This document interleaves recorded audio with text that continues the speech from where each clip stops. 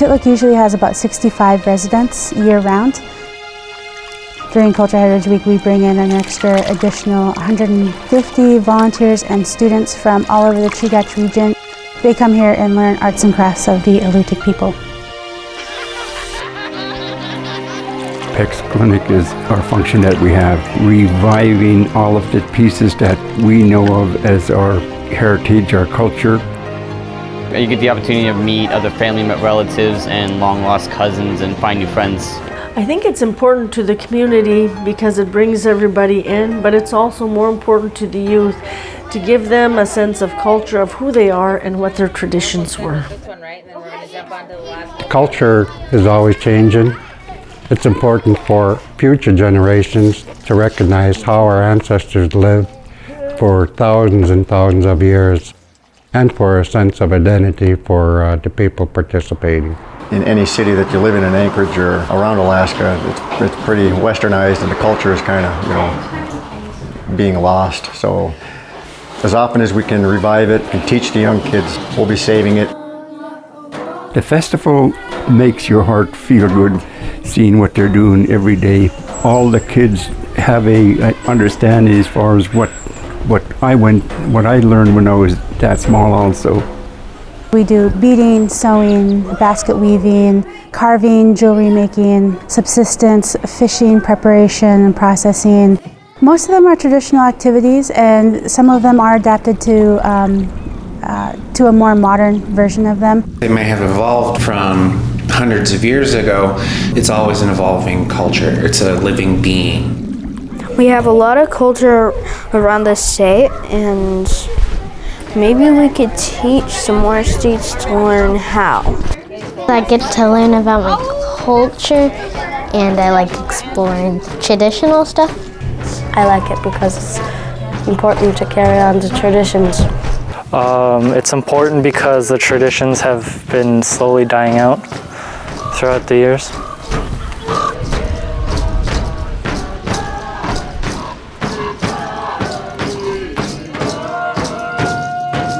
A teacher 24 years ago, Penny Moore, started the festival to kind of create this time for the community and the kids to come together and celebrate their culture. My husband and I were teachers here, and my husband took a group to Juneau. Some other kids and groups from other places were there dancing, and one of his students said, "Why don't we do anything like this? We don't know any of this stuff." And so she actually approached our chief at the time, Gary Kumkoff. He ran with it, and it was something that was super close to his heart. It was through his enthusiasm and dedication to his community, through his culture, and through his pride for his subsistence lifestyle that he really pushed this forward. What I would like people to understand is that subsistence is what we are. It's what our ancestors were. It's who we are. It's how we are. It's what we are. It's what we believe in. It's what we want to do. It's the way we want to live. Gary was able to see the influence that the Western civilization had on the Alaska Native people. And being the progressive thinker that he was able to do something about it. And Penny Moore was instrumental in guiding Gary to what it would be, how it would be operating, and the benefits of it. There was no hesitation at all for him to, say, what do you need monetarily? What do you need for, what other leaders should I get involved? And he really pulled together the entire region. And it just blossomed from there. And so we ended up with kids from all over Prince William Sound, K through 12. Instructors came from all over the state. His ability to connect people and to connect opportunities really created this. Although it's small in the scheme of Alaska, big state of Alaska Native people, it's certainly big for the Chugach region, and especially big for the village up to Titliq.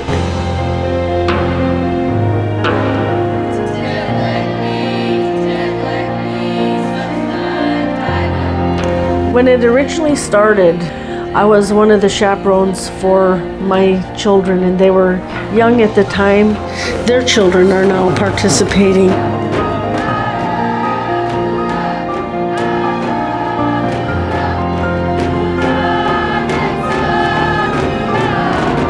I have seen these kids grow up, and some of my first students are now leaders and teachers of their skills and their traditions. My first Cultural Heritage Week, I think I was in the 7th grade. My first time here in Cultural Heritage Week was when I was in middle school. It's going as strong as ever. It seems like it's grown, actually. I credit the success to the dedication of our leaders and our sponsors and our volunteers. These instructors have come back year after year. It's all volunteer. We tell them we'll feed you, but if you'd like to spend 6 hours a day teaching kids for nothing, come ahead on. And they did, year after year. I think it's important for the students and the kids and the people who even live around this area to understand the language and the culture of the people from this land. I'm Yupik, and our language is very, very similar to the Sukpak language. Dance is very important, you know, like learning from song.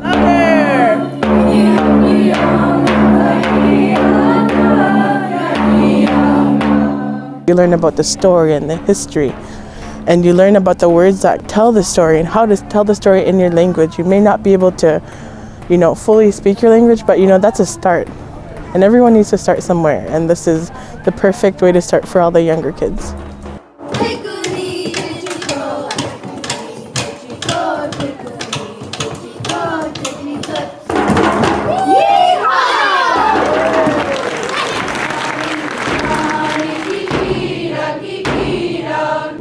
We started Cultural Heritage Week over 20 years ago because we were afraid our culture was being lost.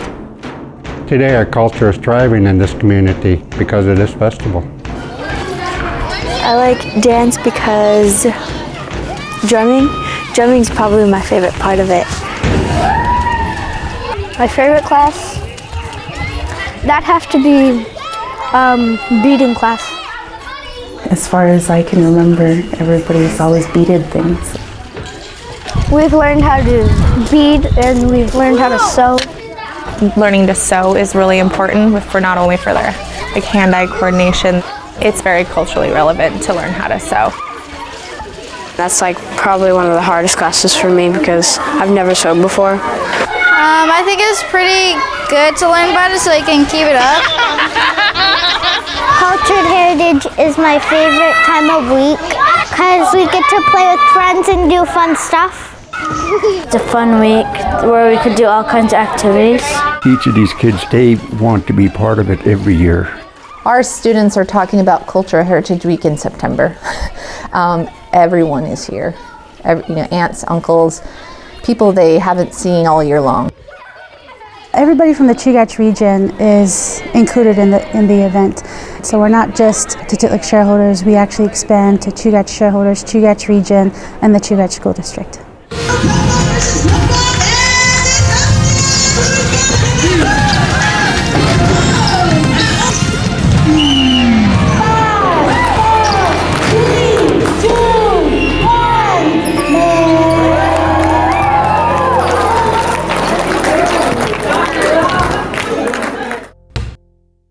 A lot of people think it's taking time out from school, but this is teaching in context. This is teaching where our kids live, helping them understand who they are and where they are, all into some experience-based learning.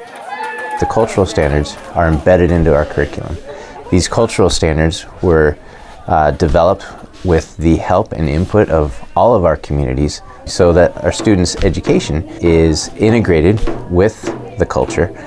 It's part of our normal school, so the kids get a week-long intensive. So if you're here for a week, you get credit for having been in school for a week. We have a week to do 6 classes, learning traditions that the native people used to do. How your ancestors did it back when they were alive. Tape ends together and then follow it down. I think it's a great opportunity for the kids, and it's amazing how much they can accomplish in a week. So we usually try to keep the kids and the community engaged for the entire day. So we start off with breakfast first thing in the morning. We do our 6 classes for our middle school and high school for 35 students. And then after that we have what's called organized chaos, which is where the entire group gets together to do some sort of activity to get them interacting with each other.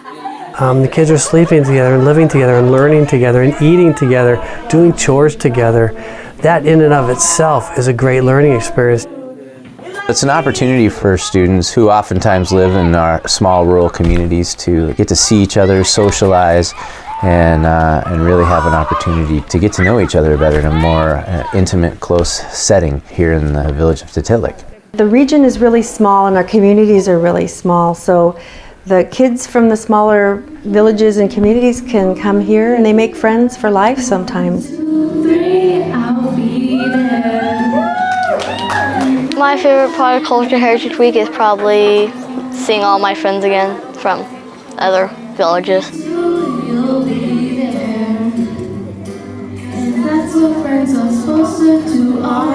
Every year I come to see them because I only see them this time. Seeing them is really amazing. I mean, when you don't get to see someone, you want to see them as much as you can. I'm sitting on the dock in Tititliq, wishing I could jump very far. I chicken out so my friend pushes me, and then I gotta scream, ah! Oh, Tititliq me. How I love to come and be free. Everybody, oh, Tititliq me. Having the opportunity to perform is a big deal for them.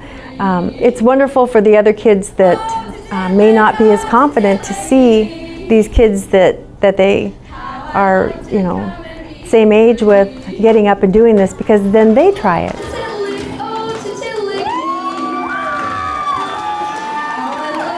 You have kids signed up anxious, some might be a little intimidated, some might be a little shy.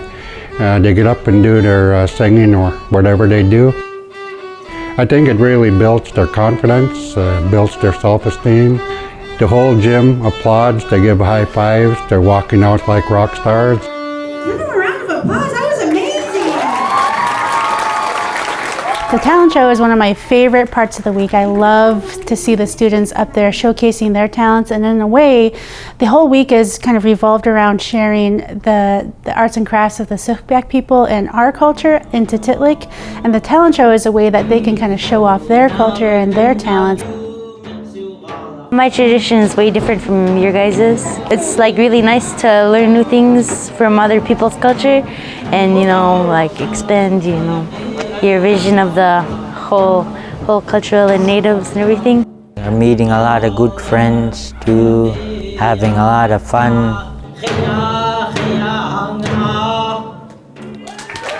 Gary Komkoff, who envisioned the camp in the early days, wanted to bring our small communities in the Prince William Sound together for that reason. It builds connection throughout the region. It builds a stronger sense of self-concept for our students who really have a chance to branch out and network and get to know people outside their community. They learn all the cultural differences of their region. They also learn to interact with the different communities and different community events. The planning committee looks for entertainment in the evenings to celebrate the culture of Tititliq, but also to celebrate other cultures that are, in Alaska. Because that's kind of the secondary point, is for kids to be aware of other places and other ways of doing things and different beliefs. It's important that we see other cultures as well, so we can see our commonalities that we have with each other.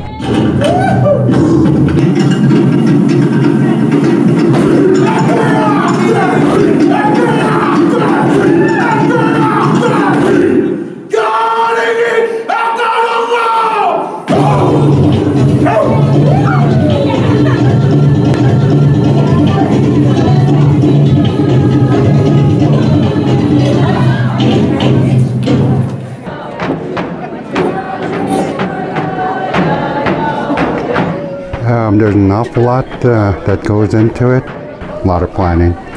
Planning starts way back 4 or 5 months. Yeah, it's definitely not a small group task. It really takes everyone to help feed hundreds of people 3 meals a day. All the chaperones have shifts that they have to come in and help prep and plan. Students are even a part of the cleanup. And the villagers, they all pitch in and work and help out because you just can't do it all yourself. We send turkeys down to somebody's house and hams to somebody else's house, and old students are the runners, so they have a vehicle and run around, haul it down and deliver it and pick it up when it's done.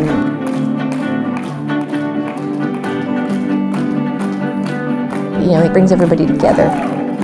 I'd say 75% of the houses in the village are cooking food and prepping food for most of the potlucks. It's really good to see other people jump in and help, and it's improving every year.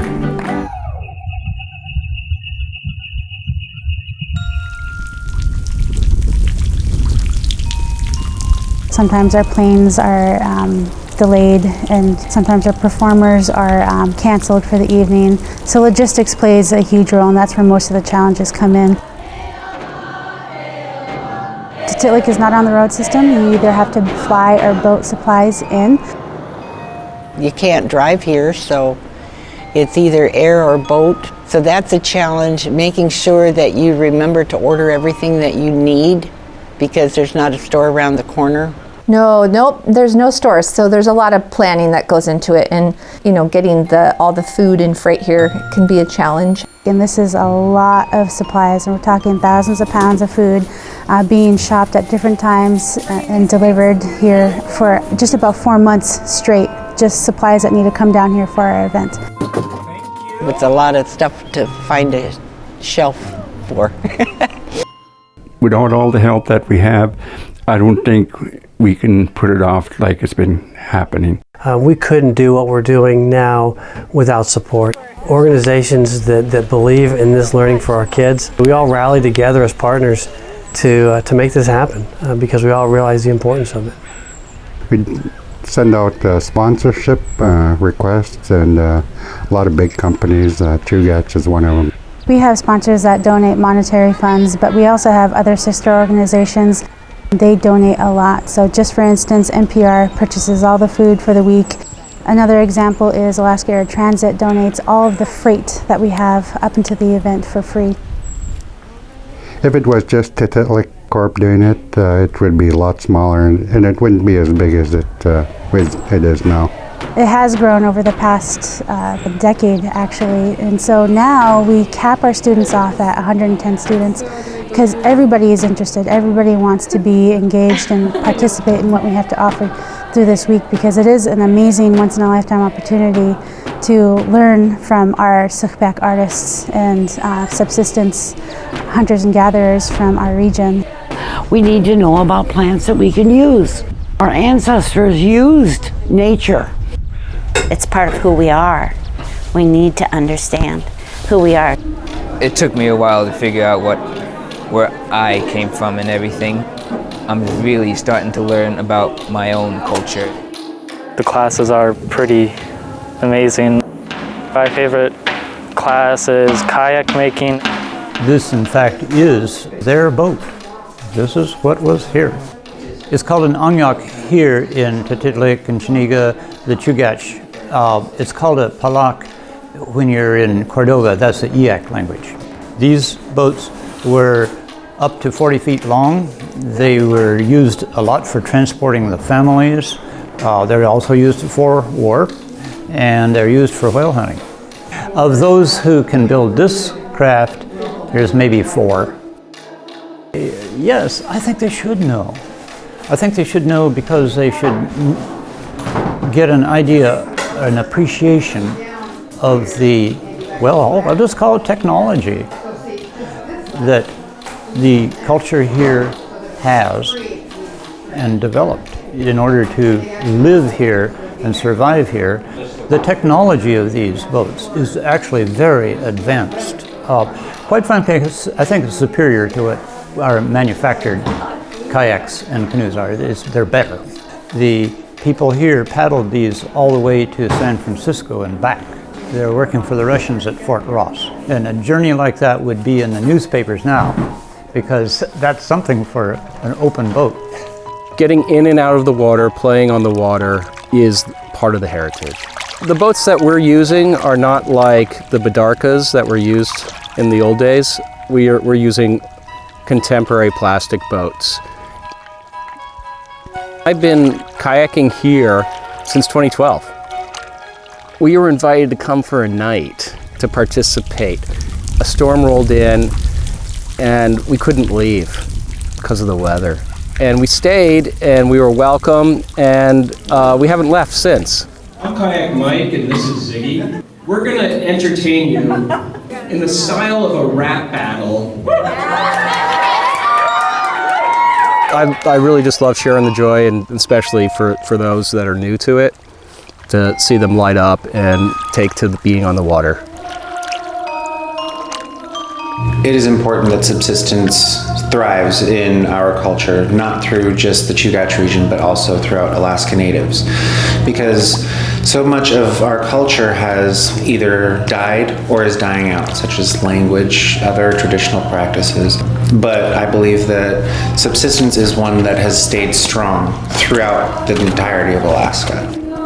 This is something we like to teach the youth. It's very important to keep it alive. We had a young man, or a young hunter. He's in high school and he's the one that shot the seal. I'm the only kid in the village that goes out and gathers food for the community with me and my uncle. I want to take out my brothers and get them more interested because I think that's important. And so now we're processing it, we're frying it, we're making soup, and we're gonna bake some. I've been processing fish and seal and teaching other traditional practices such as learning how to bake bread. We get spawns, it's herring eggs that goes on the seaweed. And so we pick that normally in the early spring. We do hunt octopus, we get sea lion. Halibut, salmon. We catch it, we dry it, we smoke it, we salt it, we pickle it, we freeze it, we jar it. You know, those are traditional practices of preserving our food for the winter. A lot of kids love coming in and being able to see how the food's processed and how it's cooked and being able to enjoy it after. We always have a big native foods potluck on Friday night.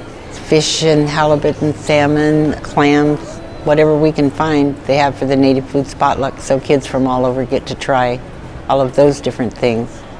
We have a potluck dinner. There's a boat that comes in from Valdez with a lot of people from different companies and parents of the kids that are there.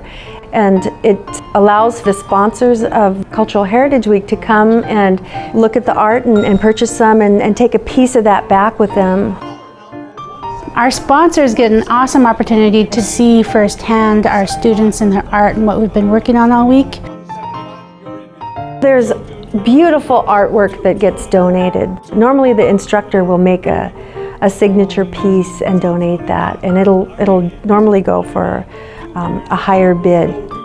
All the proceeds from the auction goes to the following year's Culture Week. The auction is one of the largest monetary contributors to our event, so it's one of our biggest fundraisers that we have for the year. Let's go! Sold at $275. One of the teachers, Sharon Marchant, came up with a great idea to have a silent auction off to the side with lower price things that the kids can afford, and that's a great way to engage them in that process. Sometimes they have auction items to donate. These are beautiful pieces of art. And so they just want to, show off their work and really showcase what they've been working on all week. Cultural Heritage Week is pretty exciting for the community. It's a tremendous feeling to make this happen. What keeps me coming back is the values that it teaches the children. Everything that goes with it, courtesy, respect, sharing, and, being together, networking, making connections, meeting family. I just wanted to meet all my friends and family and come and visit and have fun. What's really neat is when some of these groups send younger students, and they've been coming year after year, and it's almost like they've grown up together, but they don't even live together, but they know each other, and then the kids coming feel comfortable. So I think it's important for the students. A lot of the kids will live in the Sound for the rest of their lives, and the connections that they make are important.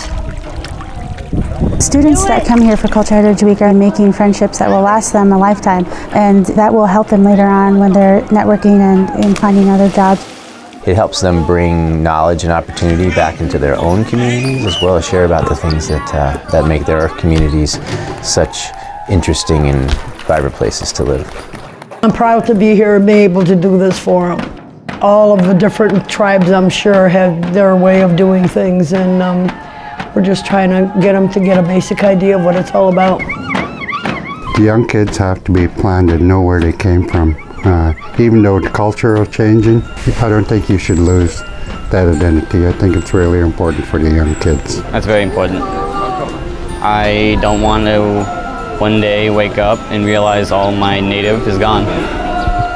Our leaders are the ones that are pushing to share this because they realize what a gem it is and so much traditional knowledge that we hold here in our region.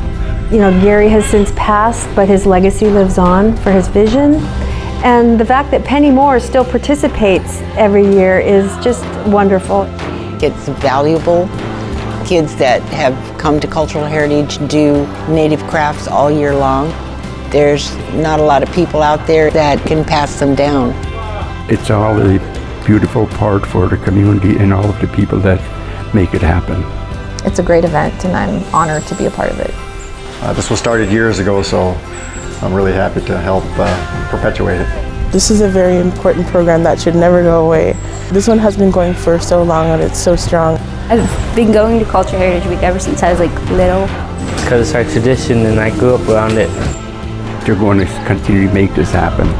All those kids we see out there today, they're going to be the instructors in the future. A lot of the people that are running it actually went through it as students and passed it on. Our generation, we're teaching the younger generation to keep it going. It's really fun to come and see the kids that you taught and their children are attending. And that just shows that the kids today that are coming to Cultural Heritage Week, they'll keep it revived so it goes on year after year after year. We started Cultural Heritage Week over 20 years ago because we realized our culture was dying. Today we celebrate. Because of programs like this, our culture is very much alive.